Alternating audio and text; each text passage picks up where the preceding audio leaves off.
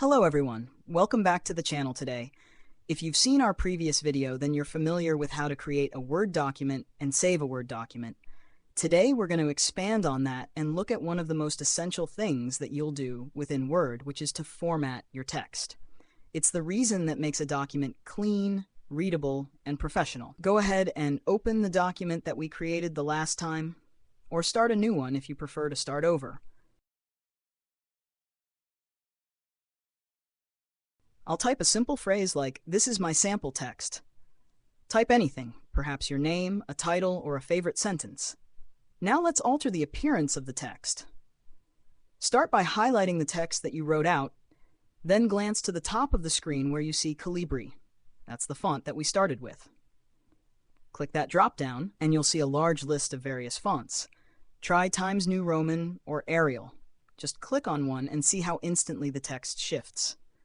Right beside that is font size. If it has a number like 11 or 12, increase it to 16 or 20 so you can clearly see the difference. It's a fantastic way of highlighting titles or headings. Okay, let's make that text bold. You can see a B symbol by the font choices. Just click on it and voila, bold text. Alternatively, you can type it out using your keyboard too. Control B on Windows or Command B on Mac. Ditto that with italics and underlines. Just click the I or the U, or type Control I and Control U if you prefer shortcuts. Now let's add some color. To switch the text color, find the tiny A underlined in red.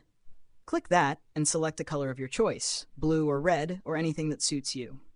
Want to highlight text as you do with a marker? Click the highlighter button to the right of it and select a color like yellow. Great to highlight critical points. If your text feels a bit cramped, no problem. Let's add a bit of space. There's a toolbar button that consists of lines with arrows pointing up and down. That's the line space tool.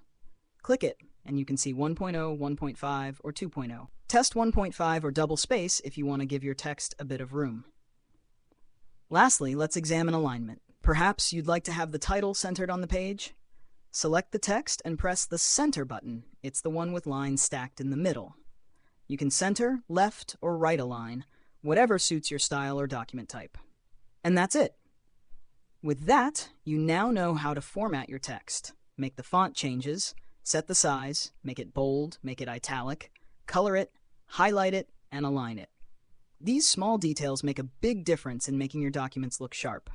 If you found that helpful, go on and give it a like.